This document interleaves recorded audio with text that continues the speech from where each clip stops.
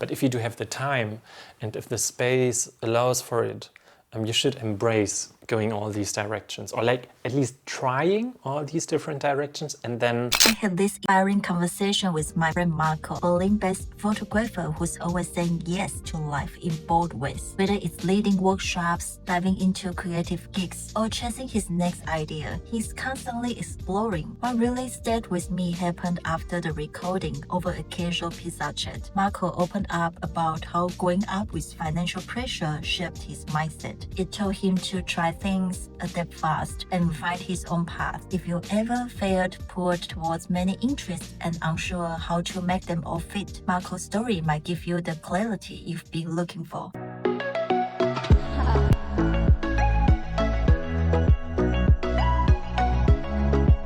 When I getting to know you, and then you introduce yourself as a photographer, and later on, when I ask you, oh, what's in your life? And there are more things just popping up. So you are not only just a photographer, you are also doing the videos, designing the lighting in the music festival, hosting a lot of workshops. So do you want to introduce yourself? what you said is something interesting that happens very often to me, that people ask, what are you doing? In terms of like, what's your job or what is your profession? And I would love to say all the things I do, not just the ones I'm getting paid for, but also the ones I enjoy doing. I mean, that's just too hard to start a conversation with. So I have to reduce it to one thing. And then what I usually do is that I say, the thing I pay my rent with is working with cameras, which is true, but it's also like not very specific. Maybe that's like most of the case. Most of the times I am shooting for journalistic formats, and sometimes I'm doing photography, sometimes I'm doing analog photography, sometimes I am giving a workshop in my darkroom, sometimes I just like have the darkroom for rent for others, and sometimes I do light installations for objects, for artists, for exhibitions. Sometimes I do live light operator for music, for concerts or for festivals. Sometimes I do it for like clubs and raves. With so many things you are doing now, how do you decide which one you're doing? It all comes and goes in phases. It's a good question. Actually, I don't decide what I do. It's just like what's interesting to me, right? It's that. I don't actively decide it. And then most of the times it is like people are asking me or requesting me to do certain things or to participate in a project, and then things just start developing. And then I just do whatever others are either asking me to do or whatever comes to my mind when I start to be in a certain project. Right now it's something different than 1 year ago. And 2 years ago, it was something else. Were you always doing photography? And when was the first time you started to get into this field? It all started to develop naturally after I finished school. I mean, basically, I just didn't have any clue what to do after school. Probably that's also a situation lots of people find themselves in, is that after you graduate, after you do your final exam. Nowadays, that's the case. You could literally do anything. I could have studied anything. My parents really wanted me to study something. I was fine with like sitting on a chair and listening to someone telling me how certain things work for 12 years in a row. And I decided I don't want to do that again. I just want to do something different. But I had no clue what. So I just looked up in a book, what traineeships could I do in Berlin which have something to do with media. And then I started working in a advertisement company for a year. I learned how Photoshop works. I learned how InDesign works and Illustrator. So all of these graphic design things. And then after 1 year, I switched to an international broadcaster, and then I learned how cameras work and how journalistic formats work, how lighting works and how sound works. I mean, this is already lots of things. And then still after finishing the traineeship, after 3 years, I still didn't know what to do with my life. So I just continued doing, like trying out this one thing, trying out the other thing. That was the phase when I started working with cameras. And I find joy in looking for aesthetics. And this is something which is easily done with a camera. You have to look for the right frame, you have to look for the right light, and you have to find the best possible way to tell a story visually. And the cool thing is you have to work with others, which is really nice. It can be really inspiring to have like the script writer, the director, the sound artist, and actors maybe, or the protagonist whose stories you want to tell. I watched from the videos you produce just from a viewer's point of view. I can tell while filming, you're actually having a lot of minor interactions with the main character in the film. So I assume apart from filming or photography skills, you are actually also very good with people. That's a gift. And I think this is also necessary when you work as a photographer or as a cinematographer. You have to catch the vibe. You have to understand the people and what their perspective is on things. Because this is ultimately what it is about. I need to catch their perspective so I can tell their story. If it's about like documentary things, let's say. And therefore, yeah, you have to not read their mind, but you have to understand what they are thinking. And therefore you have to get along with them. Yeah. And I mean, ultimately, after all, somebody pays me to deliver something, to deliver a video, and for that I have to work with everybody on the set. It seems like you are really enjoy the process of doing what you are really good at, which is photographing, filming, and then you also get paid from this. How do you feel like when you are doing something you think you are really enjoy and then get paid? Will this be different with, let's say, a pure passion? I think sometimes I have a big privilege with being a cinematographer, of having that fun part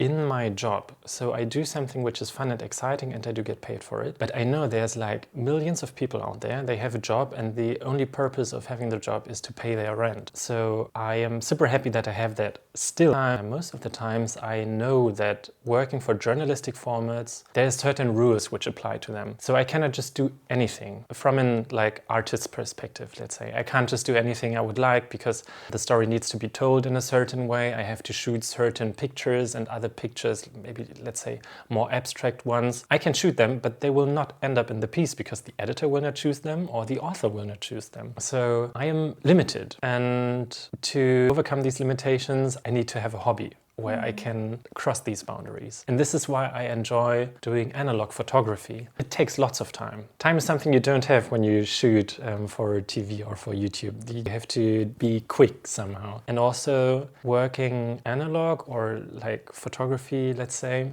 in general, be it analog or digital, it allows you to have or to make mistakes. And making mistakes is something which can be very inspiring. When I'm working as a cinematographer for a journalistic format, and I make a mistake, the only way out is to do it once again or like even one more time to get it right. There's no room for mistakes because mistakes will not end up in the piece. You need to have it in a correct way. I don't consider my job being my hobby. I mean, it has the similarity of that I'm working with a camera, but with my hobby, I try to get everything I don't get from my job. So you're actually finding the fulfillment apart from work. You are still doing something that you like, which are your hobbies. It's an extension of you cannot get on your job. Yeah, exactly. It's an extension. It's like maybe both worlds. And like even if like the one world would just be trying to earn money so you can afford other things to finance your hobby, even if that would be the case, I would consider it to be both worlds. And from your photography job, what kind of mistakes that you think that was terrible to make, but after that you learned a lot? Do you have one example in particular? Yeah, I do.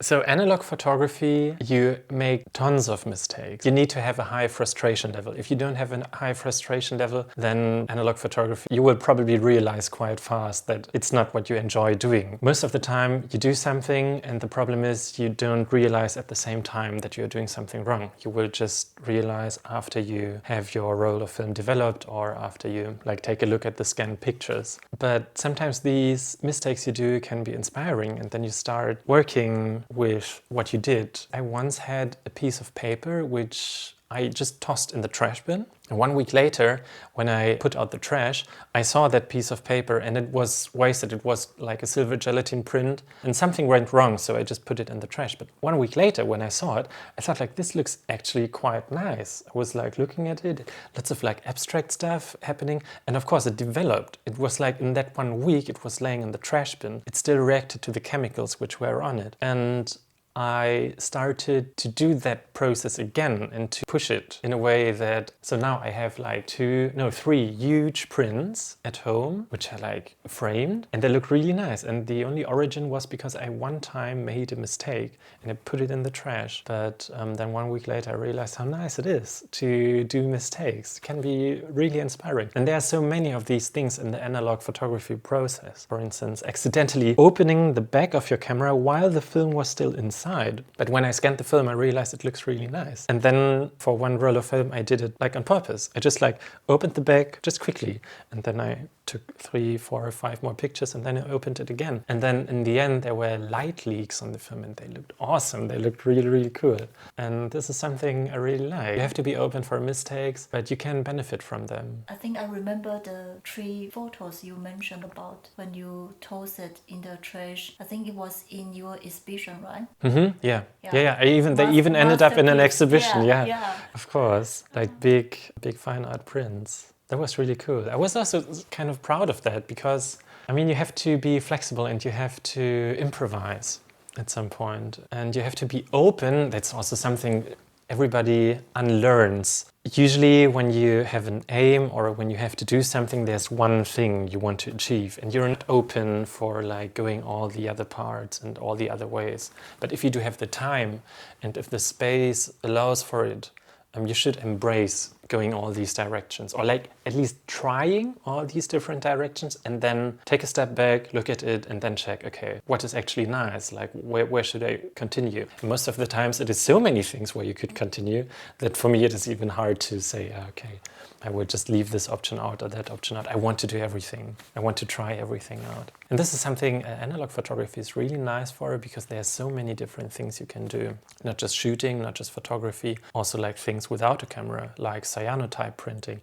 Awesome, I love cyanotype printing. You can do lots of abstract things with it, or like chemigrams, just like with the photographic paper, where you fool around with chemicals, or film souping, where you have your analog film and you put it into film soup, green tea, let's say, or red wine or whatsoever for a week, and then the red wine or the green tea reacts with film and changes the colors or pushes the contrast or whatsoever. Analog photography is a huge rabbit hole and I love that. Yeah, when I just like sitting here and listen to you explain all these things and all the possibilities, I feel like my brain is like fireworks kind of blinking. Yeah, of course.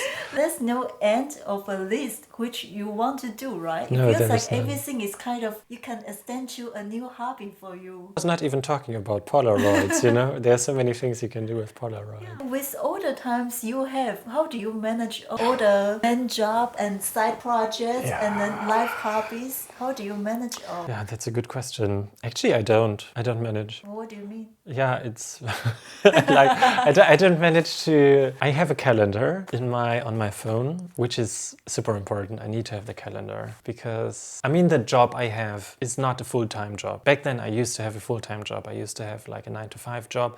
And in that time, everything was easy. People could just ask me, hey, Marco, do you have time on Saturday? And I said, yes, I know. Or no, I don't. This time I have to put every single thing in my calendar. And what I'm really bad at is whenever somebody comes up, tells me, hey, Marco, I've got a nice project coming on, and then I listen to the idea, I always say yes. Every time it's exciting, I say yes. And then I check my calendar and I just put it in my calendar without checking what happens the day before, what happens the day after. And it happens quite often that I find myself in a situation where I think I am not capable of doing anything more. It's like too much. It's way too much. It's like, if this is 100%, sometimes I'm here for like several days in a row. Not very often. Sometimes it even makes me anxious, but I somehow managed to find a way through it every time. So I didn't have a breakdown yet. I didn't have a burnout yet. And somehow I'm just waiting for it, but it doesn't come. And as long as it doesn't come, I just keep on going. It is like, I don't want to embrace any unhealthy behavior. This is how I deal with it. I have the calendar, and as long as the calendar doesn't say I have a different thing going on, I just put it in there. But I don't consider that I sometimes need a day off the day before. I need a day off the day after. And then I just have so many things going on at the same time that it can be overwhelming from time to time. But that's something I'm working on. So that's to answer your question. How do I manage? I don't manage. I don't manage to keep all these things together. There are so many things, and I'm always excited about every time somebody tells me something new, that I want to try it out, I want to do this, I want to do that. And I keep on going until the point when I can't go anymore. And then I will learn my lesson.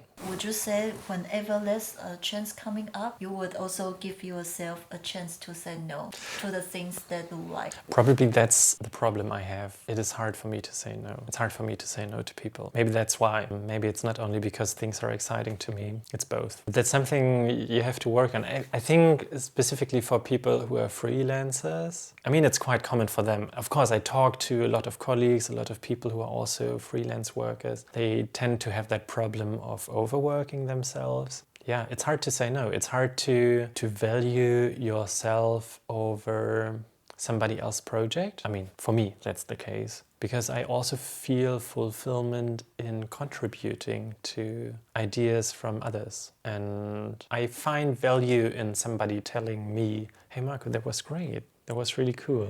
I don't want to say that that's toxic, but it can lead to difficult situations. These situations where I feel anxious of, oh my God, I feel like I don't have control over my life anymore. Happens sometimes. It's not every month, but sometimes I really feel like, why in God's name am I doing this? And especially when there is moments when I actually realize I don't have the mental capacity to do something. And then I'm just like a zombie, I'm just functioning. But yeah, once I realize I've come to that point, I know I have to slow down. And in the worst case, I just have to say no. Happened sometimes that I really had to, I mean, just a simple, had to go for the handbrake and like, okay, everything needs to stop now. But so far, I'm fine. Keep the main thing on your calendar, which you cannot miss out. So you leave it there and you just add some extras into the gaps in between. Yeah, now that you're talking about it, the calendar, I don't write down things in the calendar I would like to do. Okay, and why is that? I don't know.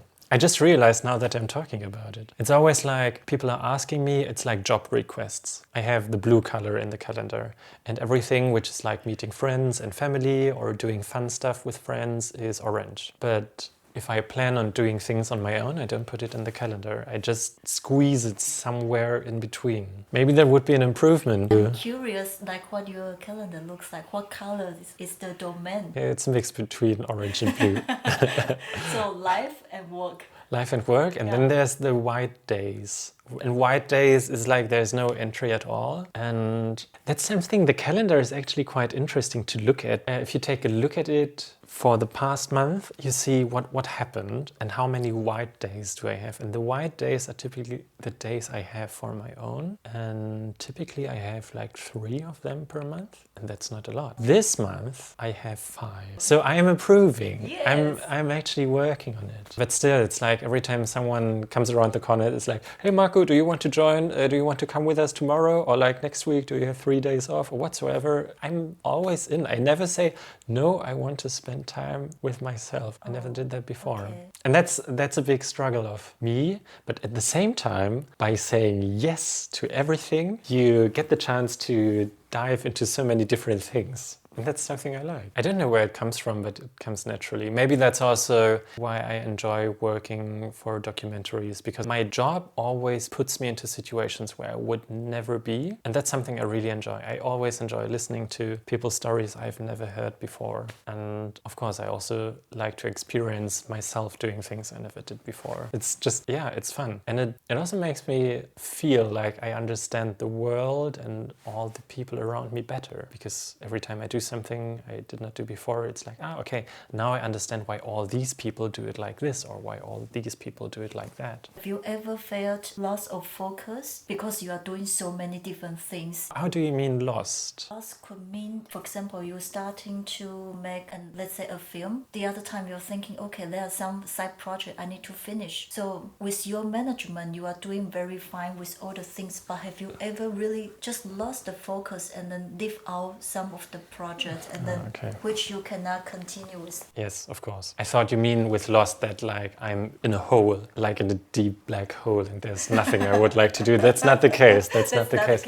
But of course, I recently started having a to-do list with like bigger things I need to do, and I feel like I have no conclusion for that yet. I just started it, I'm trying it out. It's a bit like an experiment. In first place, it feels like it puts me under pressure, because every time I look at it, the to-do list, I'm like, oh God, yeah, true. I have to do this and I have to do that. Yeah, it's a bit depressing maybe because I don't have the capacity to do all these things. And my ideal vision of my own life would be no to-do list. I mean, I had that back then, but still it's like in your brain there's so many things I want to do. But the to-do list I have is only for, how to say, it's not for art. It's only for things like writing a letter to your landlord about whatsoever, or like writing invoices or asking for payment from invoices, like all these things. But for art, I don't have a to-do list because that would be even more depressing. I think if I don't have the time to do something and to finish something, then it is not that important. So I just leave it. I have tons of projects which I started and they're just like either they're just on my hard drive, on my computer, or they're in a drawer somewhere in the shelf. They just lay around and I just didn't finish them. Sometimes I feel the energy or I find the energy to finish something, but most of the time that's not the case. I just start things and sometimes I finish them, but sometimes I don't. But that's fine. For me, it's fine too.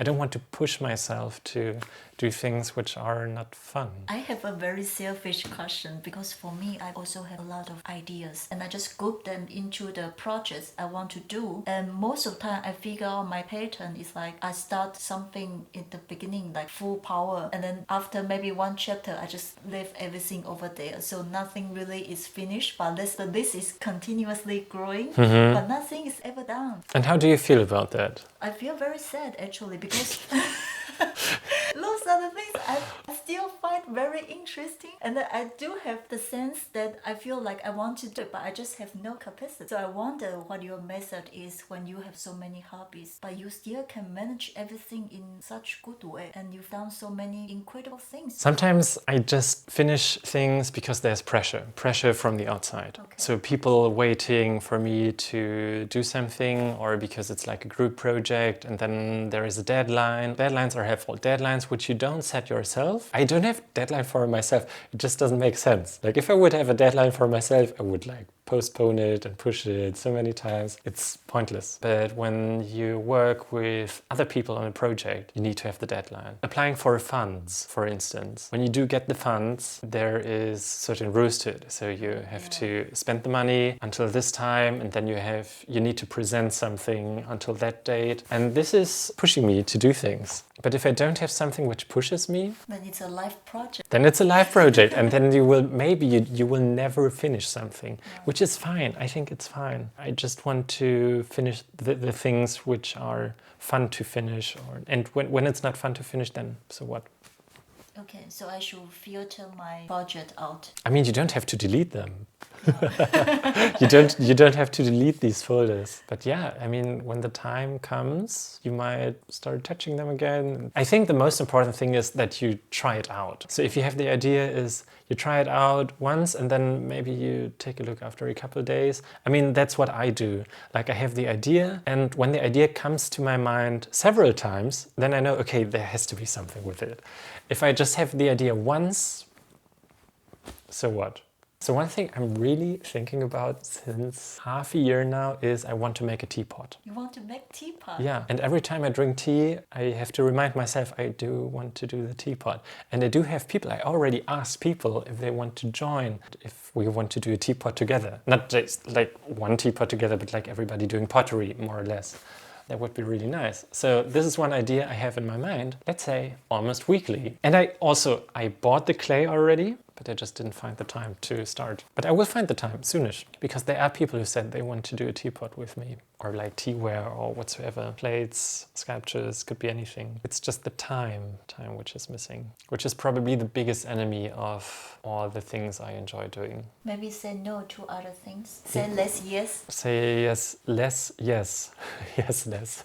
I think it's very difficult to give a rating. This is what I love the most, and then this is what I love the least. When you have this kind of comparison between the things you love to do, it also demotivated you. Then it's very easy just to give up. Can I ask you something? Yeah. So you quit. I mean, I did this for 2 years, working a full-time job. from 9 to 5. And there were so many things I wanted to do, I didn't have the time. Is this true that when we are on a full-time job, it's more challenging for us to develop or to say continue with an interest? Is this a factor? Yeah, actually, I think so.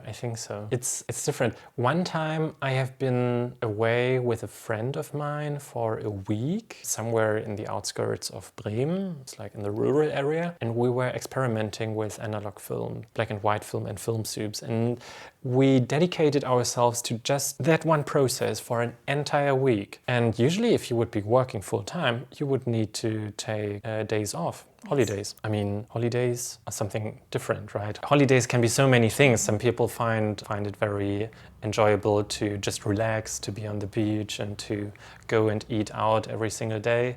Some people, they enjoy being productive, but I personally can't be productive all the time. This was something which was really bugging me when I was working full time, because there were so many things I wanted to do, but the things I wanted to do was like being productive. So shooting music videos, for instance, or like doing music projects even. I couldn't find the capacity to do that. And once I shifted to be a freelancer, which was a huge improvement to my life, I would say, I started having days off where I don't get paid. It's not a holiday, but I just had time to think about things, and then I got bored, and being bored meant I had lots of nice new ideas. And then I started doing stuff and I dived deep into these rabbit holes. And that's when things start developing. And that's really cool. But you need that privilege of having time. Otherwise, it is rather hard to stick to something. I think it is quite a challenge. I totally agree with you. The past years, when I still want to develop US, I do really sit in the flat. I'm having day off, invest more time, and then turns out this also affect the next day when I'm working for. It's like a cycle, which you already working for a whole week, and then in the weekend you're doing something else which involves more energy and time.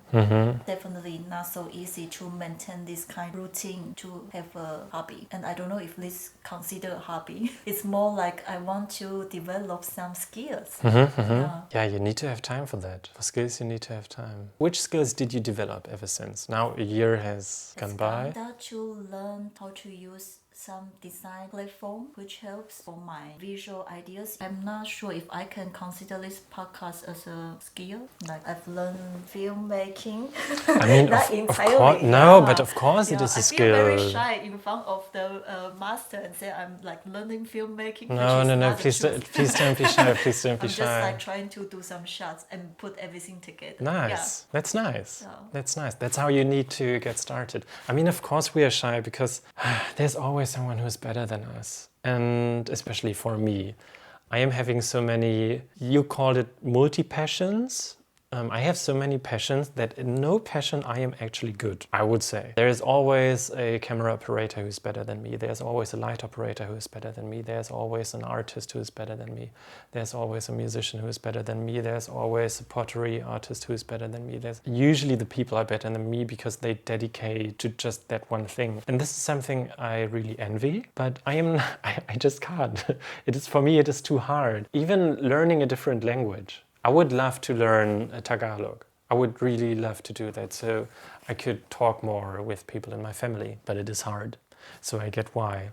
Since 1 year you try to learn German, but it is hard. Few years. It's okay, maybe it's more than 1 year. It's been few years. Yeah, but it is really hard, and I get that. So of course there always is somebody who is better than you, and you might feel like it's not enough what you're doing, but you should not compare yourself to others. No. No. Because I think we should know when enough is enough, right? And you say, okay, compared to others, there are more people are more advanced in certain skills. But I don't agree with that because as you are so humble, come on, they are paying you money for doing the things you like to do. And then you are hosting a lot of like exhibitions as well and then workshops. So I don't think you are not a specialist professionals. So that's what I said. I need to admit, yes, we are kind of doing okay. We're kind of doing okay because I can pay my rent with it. Yeah, in that terms, yes. But of course, it's like I'm always looking up to people who can do better than me, or at least I don't know if they can do better than me, but like the things they do are maybe more impressive. So artist-wise, let's say, there is so many Instagram pages and websites and portfolios from artists. And whenever I see them, I'm like, wow, that passion for that one thing, I would love to have that. But I don't have that because I have passions for multiple things. And for, let's say, for artists, it might be easier for them to get their own works being featured in exhibitions or getting their own works sold because they just do that one thing. So they specifically do that one thing and nothing else. I would love to do that, but for me it's super hard. It's because there's so many interesting things apart from that. And I tend to lose interest quite fast with things. When I feel like, okay, I've achieved something, and then I'm a bit like a child, you know, like a puppy. I always get distracted by everything around me. Like the shiny flags. You go for the one yes, which looks exactly. brighter. Yeah, exactly. But it's also a strength. It's not just a weakness. It really depends on how you see it. And are you happy with this gift you have?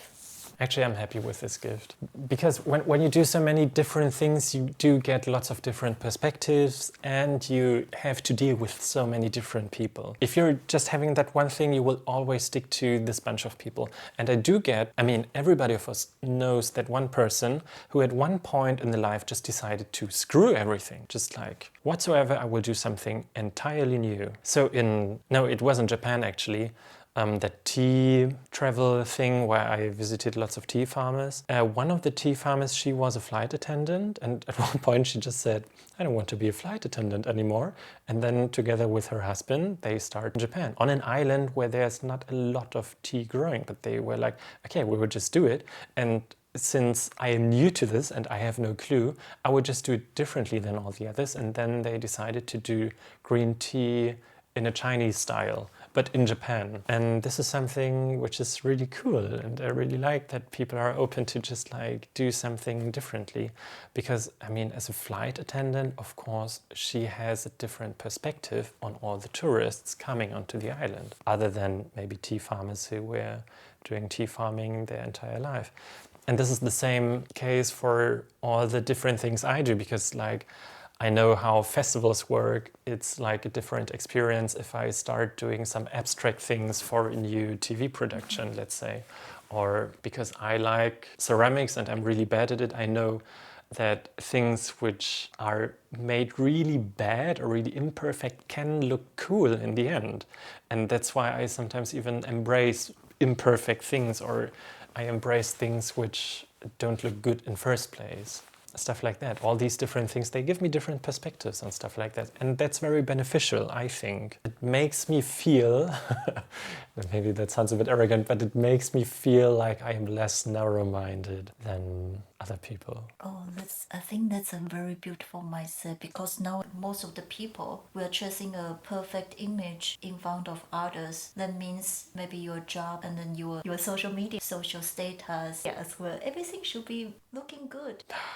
Right? Yeah, I hate that. I hate that. I really hate that. There's that Japanese word, it's called wabi-sabi. Oh, yes. Yeah, you know that? Yes, it's about embrace the human note. Like if you are doing some art, for example, just accept there are some like errors and imperfect during the process. Exactly, right? yeah, exactly. I really like that. That they have that one word for it. That's awesome. It's great. Do you have something like in German for this? No. There's imperfection? There's no such a thing. In my mind, when I read your email with the invitation about multi-passionate people, eierlegende Wollmilchsau describes an animal which can lay eggs, it gives milk, it has wool like a sheep, and it gives birth to piglets, and it will have meat. That's basically, yeah, I mean, that's 5 things at the same time. Yeah. And that's how I feel sometimes.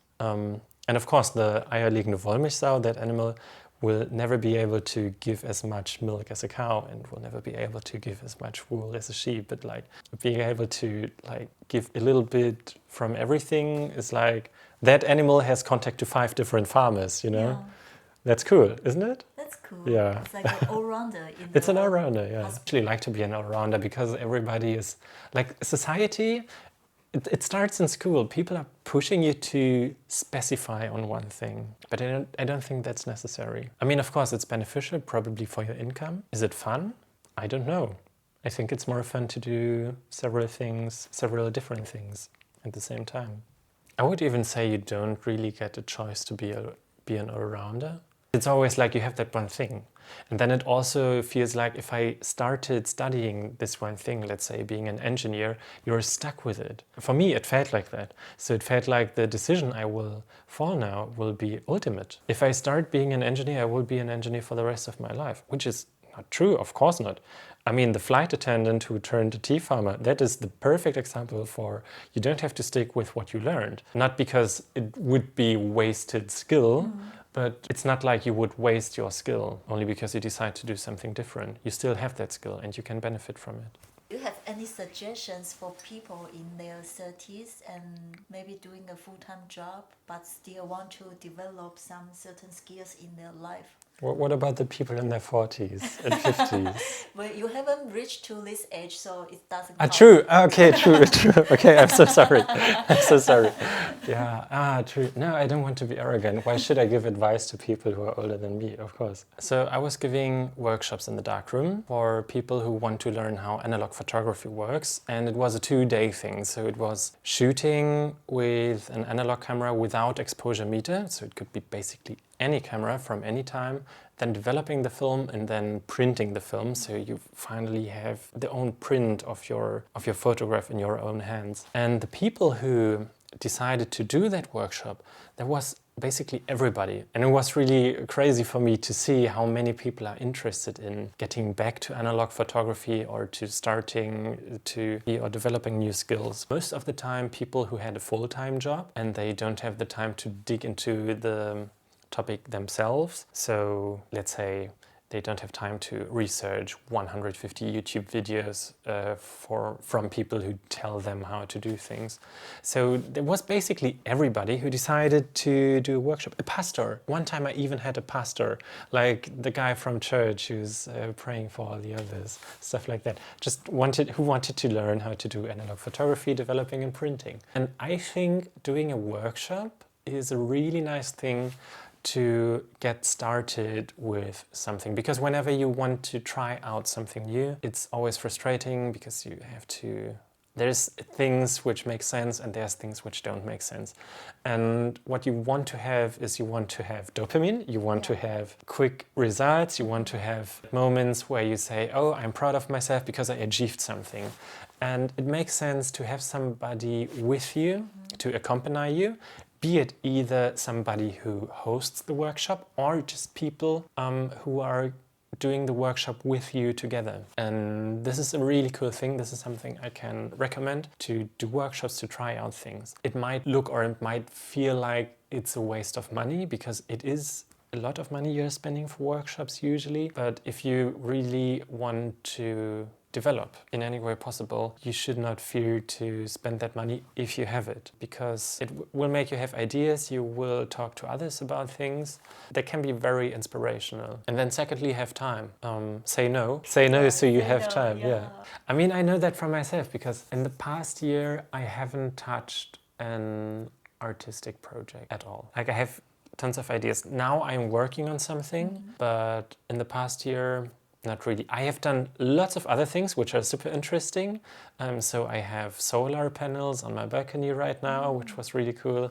I was building something made of wood, which is tilting the solar panels so I get more energy from the sun. Also, I started playing video games again. I started playing old video games, which I missed when I was younger. That's also really cool. But all these things, they only happen if you start having time again.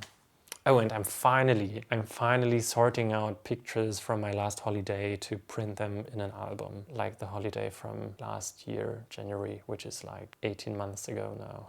I deleted my Instagram app from my cell phone because I want to have more time for things. I wasted lots of time with Instagram, but that's probably also a very personal thing. I am very weak when it comes to things the algorithm shows me. I watch things even though I know I don't want to watch them. Also, I found myself lots of times in bed before going to sleep, doom scrolling my timeline. So I decided I will get rid of Instagram now. I think my life is a bit more chill because I have more time to do fun things. So for instance, like at home, I just changed the room with my partner. We have separate rooms. I changed it. And because I was bored, I started with masking tape. I was masking an area on the floor. I've got these like wooden floor. There's one spot in my room when you step on it, it squeaks. It's like every time. And now I put a ghost on it, so every time you step on the ghost is making a noise. Yeah. And this is something like every time I step on it, I'm like, oh, I stepped on the ghost. That's an idea I really liked, but it only came to my mind because I was bored. I was sitting at home. Just to come back, I mean, I was talking a lot now. What do I suggest? I suggest to be bored. If you feel like there's an interest, you should actually consider doing a workshop. Especially people who never did a workshop before, try 3, 4, or 5 different workshops. They don't need to be super expensive. There's also like workshops which are very cheap, or just try to find friends and do something you never did before. Do it together, because if you fail together, it is more fun. And even if you fail, then maybe the other person has another idea to find a workaround or whatsoever. These are my recommendations. If you are curious what type of multi-passionate person you are, I've created a free self-discovery quiz just for you. Includes self-care tips for your unique strengths. It's a wonderful way to better understand yourself. You'll find a link in the description below. Before you go, please share this video with someone who might need this message. And I'd love to hear from your comment. What's one passion you've had to let go of? And what did it teach you about your journey? Until next time, see you in part 2.